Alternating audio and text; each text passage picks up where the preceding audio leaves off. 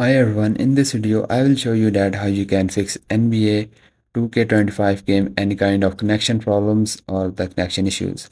Guys, first you have to open up the NBA game server status, and here you will see all the servers that are normal or in maintenance.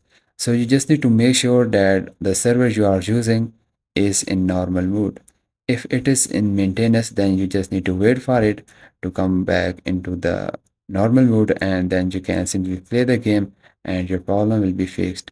And if you have any kind of the error code related to the network connection with your NBA game, then you can just type here and also submit error code. If this is not the problem, and then you can go to the Windows side, type here the proxy setting and open it.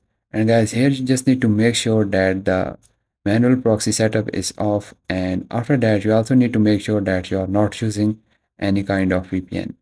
Guys, after this setting, now go to the Windows setup here, the CMD, and run as administrator. And now here type the command which is ipconfig and space and forward slash and flush DNS. Guys, this command will flush all of your DNS resolver cache. This is very important. Then type the command which is netsh and space finsock and space reset. And guys, once you type it, just hit the enter, and then you must restart your PC. After the restart, launch the Steam and launch your game, and your problem will be definitely fixed. And if your problem is still not fixed, then this may be your DNS problem.